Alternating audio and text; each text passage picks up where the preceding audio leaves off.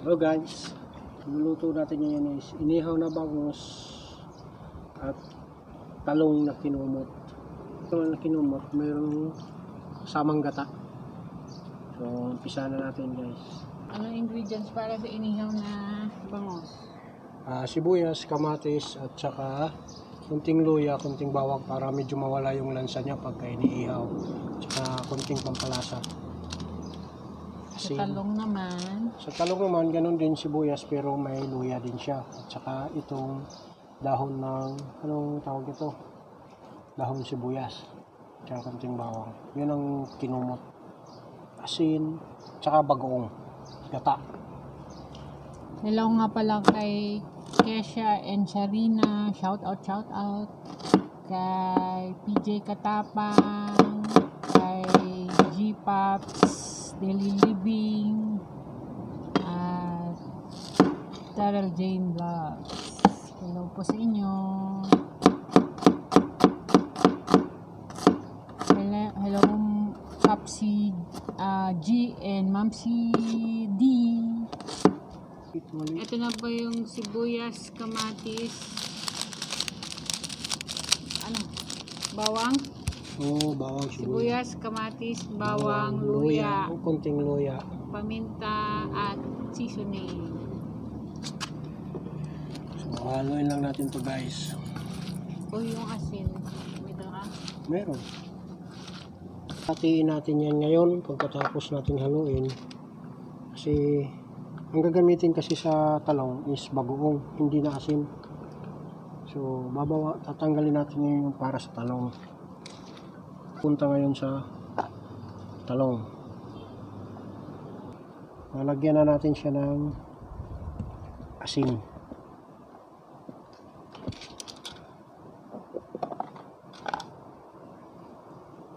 Asin lang guys kasi may sausawa naman tayong toyo eh.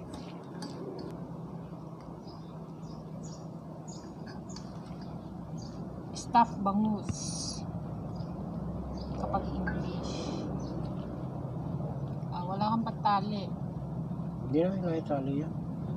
Hindi naman natin padadapain yan eh. Sayang, wala kang dalang. Dahon ka mo.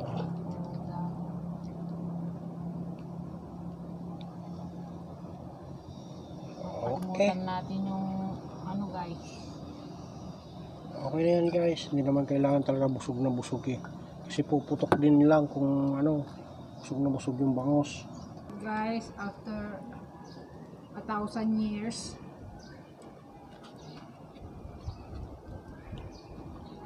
okay na yung Sasala na natin yung ating fish. Bangus. Kasama na yung talong. talong yung fish. Isa lang siya. Parang yung kanina na ginawa natin. Sobra. O yung sobra. So, lagyan natin ng konting asin kasi Mamaya sana yung asin kasi magtutubig yan. malalagyan ng gata. Lalagyan na natin yung ating konting bagoong lang. Ilalagay na natin tong kalahati lang yung nyug kinayod ko. Pure na ho ito. Yan. Pwede rin ilagay mo dyan, kilawin. Oh, pwede na yung kilawin dyan. Kulang na lang ng yan, suka at saka kalamansi. Kilawin. Isda. Ano yung Dilis. Dilis. Espada. Next time yung dilis. Tanigi. O pag wala kami makuhang dilis bukas, palengke. baka tuna na lang. O kaya blue marlin kahit 1/4 lang gagawin.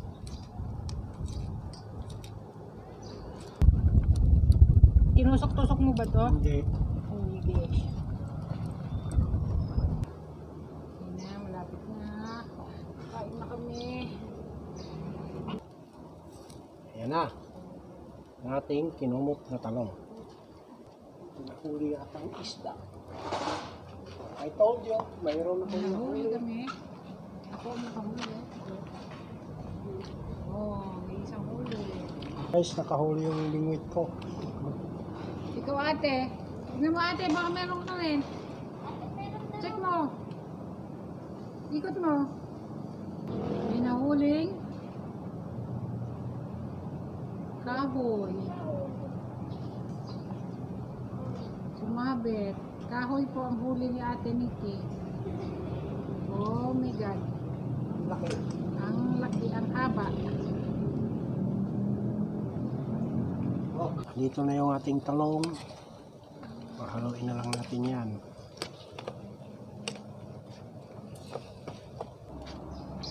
Fishy! How are you?